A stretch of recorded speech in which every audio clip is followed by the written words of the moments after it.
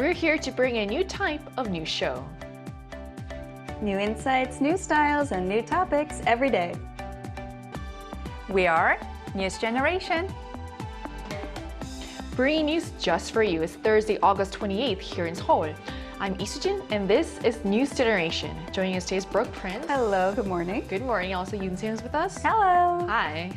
And both are here to speak on behalf of people in their 20s and 30s. So it's Thursday, which means we're going to begin with our keyword news, where we look at a story that has been gaining traction over the past 24 hours. And today's keyword is baseball.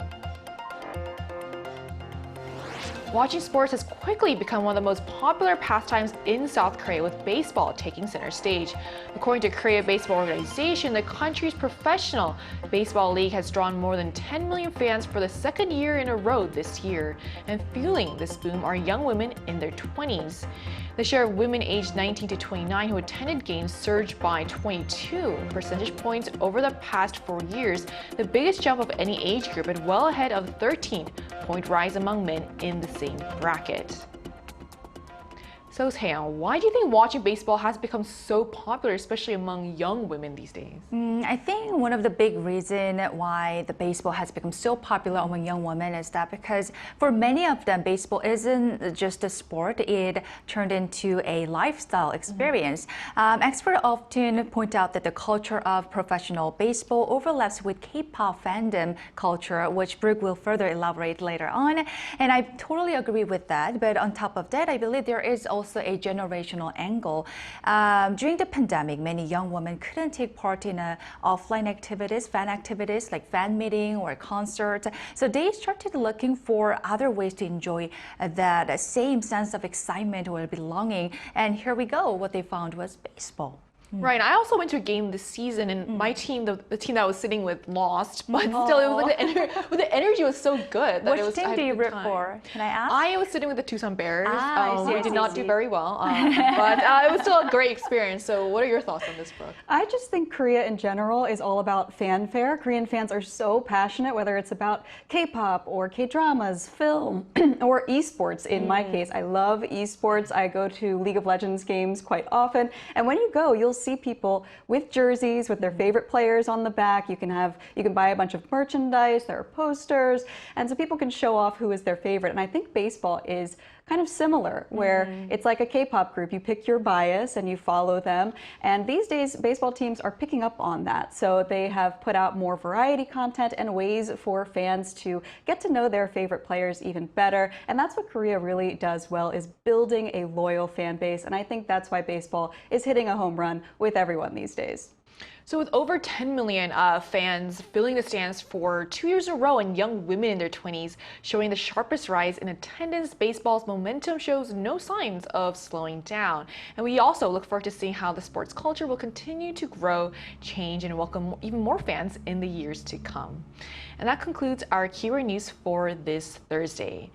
And as we move towards the end of the work week, we're taking a closer look at a beauty industry that's capturing attention around the world. So let's take a look at the screen to learn more.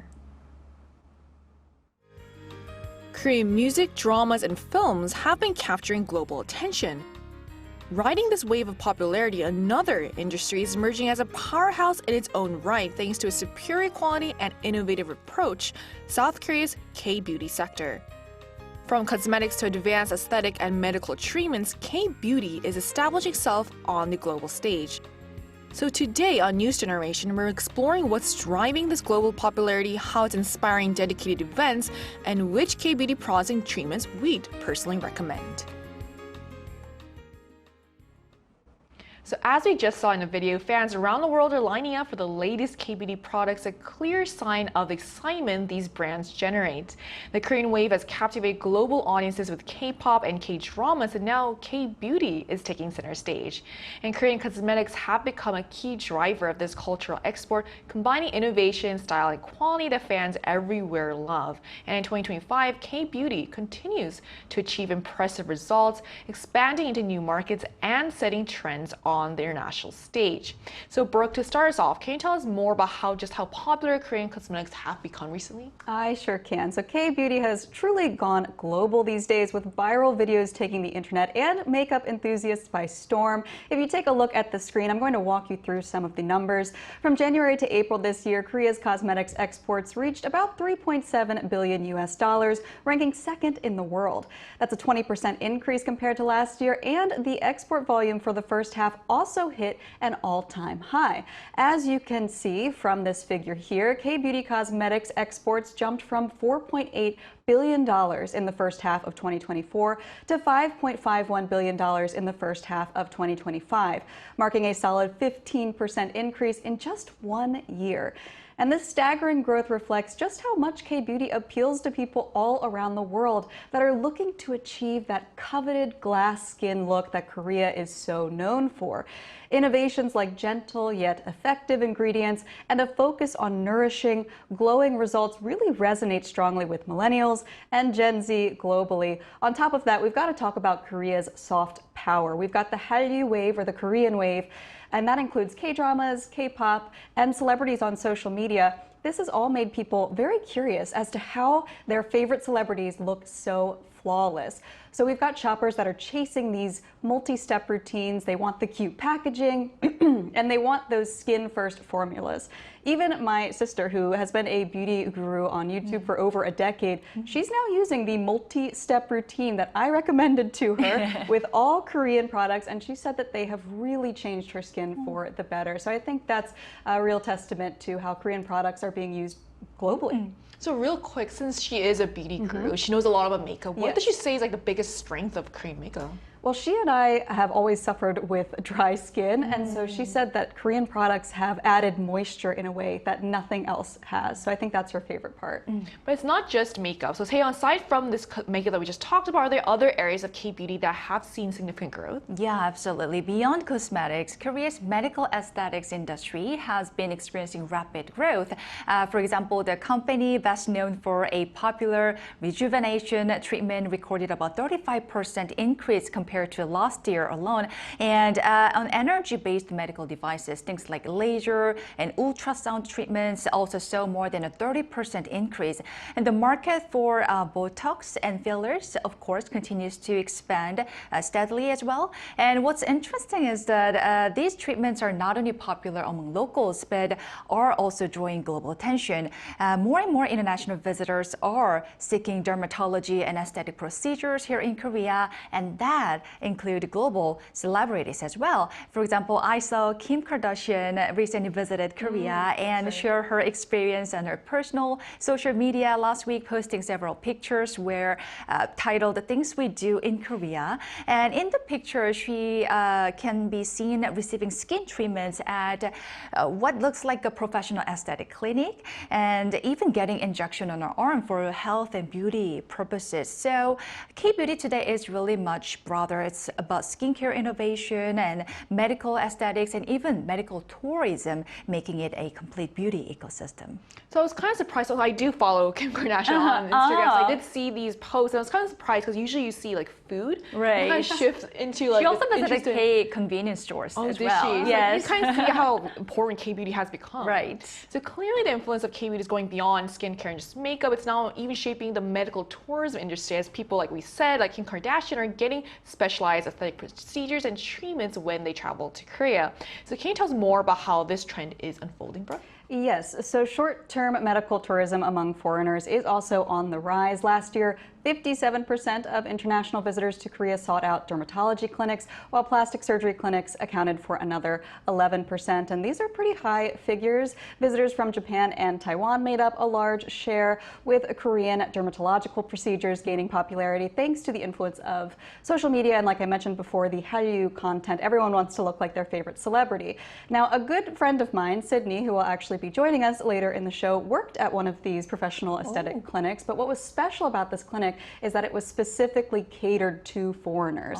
So they could have help navigating the procedures offered. I think one of the barriers to entry if you're going to go to another country for a procedure might be that language barrier. Right. But these days, because it's become so popular, there are more and more clinics like that popping up that are tailored to the experience for foreigners. And I think that's a great idea. I think it's going to bring a lot more foreigners into the country to try out these amazing services. That will definitely increase accessibility. So riding a wave of this boom, Seoul is hosting a special event celebrating all things K-beauty, designed to showcase the best products and treatments to both locals and international visitors. So can you tell us more about this event, Saeon? How is it different from what it was like in previous years? Yeah, starting today through the 30th, the 2025 Seoulbeautyweek is at Dongdaemun Plaza or DDP, and it's already the 4th edition. And last year, it drew over 50,000 visitors and generated 54.3 billion Korean won, which is about $40 million in export consultation outcomes. So it has become a flagship showcase for K-beauty, we can say. And what's new this year is how clearly it functions as a platform for growth, not just a consumer fair. And alongside the exhibition, there are expert matchmaking sessions, investment matching, platform onboarding consultations, and networking and seminars to help SMEs to go global. So buyers, startups, and established brands can all meet in one place. And on the show floor, you will see two highlight areas with distinct purposes. First, trendy beauty in the art hall 1, where categories are organized for easy test and try, and special beauty in art hall 2, which spotlights past winners of recent peach competitions. And there's also a dedicated lane for beauty, tech, and devices, including AI skin scanning and advanced skin analysis solutions to highlight where the industry is headed. And to amplify all of this to global audience, Seoul has appointed an official creator PR team to promote the event and connect with international fans online. So if you happen to be in Seoul this week, it's a place to try new products, meet brands and buyers, and see how K-beauty is growing into a full industry beyond just cosmetic or makeup. Wow, it looks like there's a lot to explore at this Right. event. Is there anything else you'd like to walk us through about this event, Brooke? Well, I happen to be in Seoul this week, so maybe I will drop by. I think Saeon explained it beautifully. Just to briefly give a few more details, the expo will be filled with different sections, from skincare and makeup to body products and hair products. So you can kind of try a bit of everything, and you can actually literally try out all the newest products to see what works for you. There will also be a strong focus on technology. As mentioned, there will be AI skincare scanners. And I remember the first time I used one of those, I was amazed at how it could color match your foundation. And I think Korea is really great at for example, personal color analysis and having these sort of viral technology phenomenons that draw people in. In addition, K-beauty super rookie products that are gaining a following both in Korea and overseas are being showcased, and that just adds to the excitement of the event. I think there's so much going on. If you are here, you definitely will be missing out if you don't take a look. I guess I know what we'll all be doing this week. So it's clear that global interest in Korean cosmetics will only continue to grow from here. So to learn more about this, we're going to talk to someone who's from a different country and is experiencing K-beauty culture firsthand.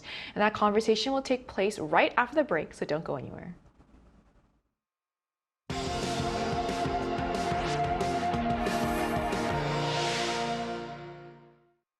NewsGen wants to hear from you. Go to YouTube and search our channel Arirang News. Click Community and leave a comment down below. Make a new type of news with us.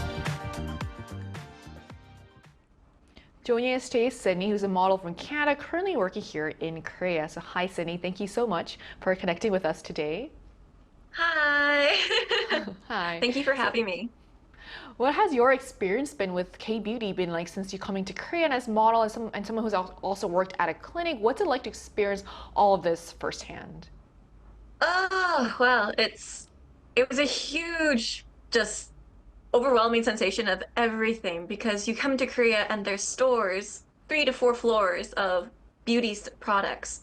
And when I first came to Korea, it was not as developed, but it's been growing ever since. And I'm very thankful for the Korean beauty that I have had. And also as a model, when I get my hair and makeup done just all the steps and just how just detailed they are about it is it's awesome to see. And I love how I look after all the Korean hair and makeup styles done. And yeah, it's just very worth it.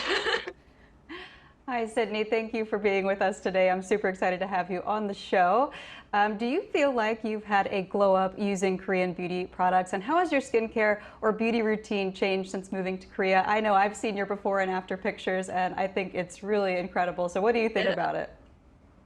So yeah, I was never really into hair and makeup before coming to Korea, but then as I got influenced by everything here in Korea, by living here and seeing how Koreans are very like attuned to how they look. And so I just naturally sort of started picking up on it as well. I definitely had a big glow up. Um, and I would say just like the overall lifestyle here in Korea is a lot more fitted to me and just how the products that I've been able to use here have really attributed to keeping my skin much more youthful, as well as getting other treatments like the medical treatments as well. I see. So as a K-beauty expert, are there any K-beauty products you'd personally like to recommend to people from other countries?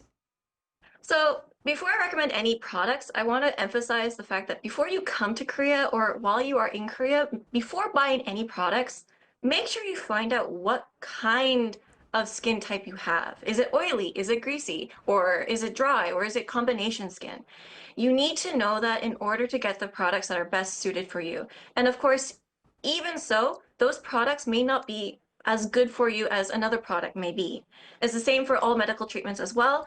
What might work very well for someone else might not work very well for you.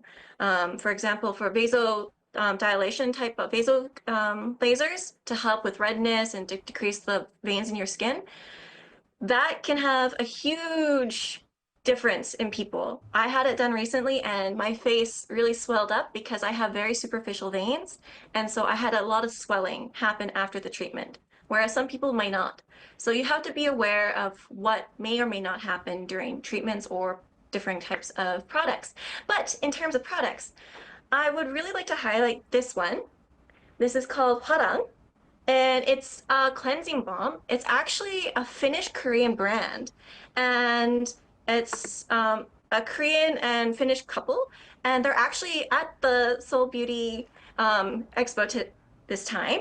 And definitely go check them out. They're really good. They use all really natural products, and their inspiration is like hwarang, like like the beautiful um, old time like soldiers that they had, right? And just that beauty in general, the Korean beauty. Really love their product. This balm especially takes off my waterproof makeup, my mascara really, really well without any like problems. Another thing I would like to recommend would be also my Real Barrier type of cream. I use two different types of cream moisturizer. I use a light one in the morning and a heavy one at night.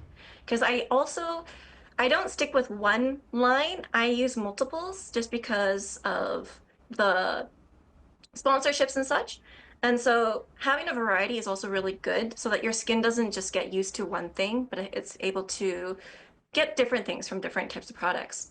And then also in terms of makeup, I recently started using this Konsori. And this mascara I'm currently wearing right now is amazing. Brooke, you've also seen me wearing it. Yeah. And it's made my eyelashes much more long and curled and defined. And I really, really recommend that if you can find it.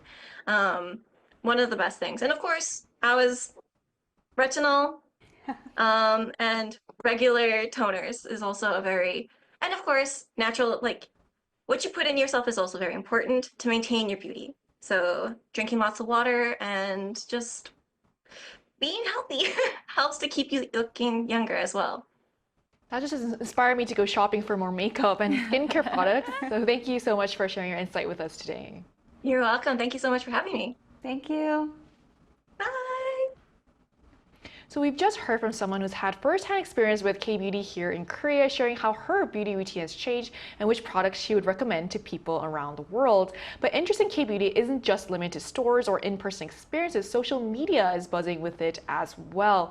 Brooke, so how has Kbeauty merged and evolved across these various online platforms? Well, we asked Sydney about the so-called Korea glow up, and that has been a really viral challenge that's happened. It's a really fun trend to watch. It's about foreigners, the way that they have transformed ever since coming to Korea and living here for a long time. I personally feel like my skin has improved a lot since being here. I used to just think of makeup as something that I could just slather on to cover up my insecurities, but now I know the skin is the canvas. If the skin doesn't look good, your makeup is not going to look good. So I've learned that since being in Korea, and now I use a very extensive routine, a 10-step routine, so that I can keep my skin looking good and have more fun with makeup. So international media has also taken note of the magic of Kbeauty. So what kind of stories are we seeing, Taeyong? Well, CNN or BBC are covering news articles about publishing news articles about Kbeauty, and British media like Guardian and The Times have highlighted Kbeauty's rapid growth, noting that South Korean skincare innovations are often 10 to 12 years ahead of other countries. So this global attention is not only boosting the industry's reputation, but also driving its expansion into new markets. So Kbeauty comes in many different forms, as we've seen in our discussion today, from everyday cosmetics to advanced medical treatments. And that's why we wanted to find out which aspects of Kbeauty are capturing the most interest among our viewers. So to get a clearer picture, we asked on the Arirang News YouTube channel, which Kbeauty product or service are you most interested in or are you already using? And here's what they said. So 64% were focused on cosmetics, including makeup and skincare products. Aesthetic devices accounted for 14%, while another 14% said they were interested in dermatology treatments. And cosmetic surgery represented 8% of the overall interest. So from what I understand, both of you are quite interested in Kbeauty as well. So can you walk us quickly through your typical beauty routines? Do you want to start? Well, like I said earlier, I have a 10-step routine now that I do my best to do every day. If I ever get lazy, I hear my sister's voice in my head telling me at least wash your face. So that's one thing I want to recommend is the Korean double cleansing method, where you use an oil cleanser and then a water cleanser, and that will give you a deeper clean and more radiant skin. Taeyong, do you have any other tips for us? Yeah, as a working mom raising 2 young kids, I don't always have the time to go to the clinics for professional treatments. And honestly, the cost is also a challenge. It's quite expensive, and that's why I heavily rely on what's called home care, which Kbeauty is really famous for. At home, I use devices, apply various masks and layer essence or ampoules like vitamin ampoules, and I've actually seen real improvement over the time. So I highly recommend this home care, Kbeauty home care. So like we've said, from skincare and makeup to cutting-edge treatments, Kbeauty is shaping trends and inspiring fans around the world. So it's clear this is more than just a passing fad. It's a global movement that shows how culture, innovation, and style can come together to create something truly remarkable. But to maintain this momentum, continued investment and innovation will be essential in driving the industry forward. And with the right support and creativity, there's no doubt that Kbeauty is poised to continue to not only influence but set global beauty trends. And this brings us to the end of today's episode of News Generation. But News Gen will be back tomorrow at 10:30 a.m. Korea time. Big thanks to Brooke. Always a pleasure. And Taeyong. Thank you. And to all our viewers, thank you so much for watching, and we hope you have the best day. We are News Generation.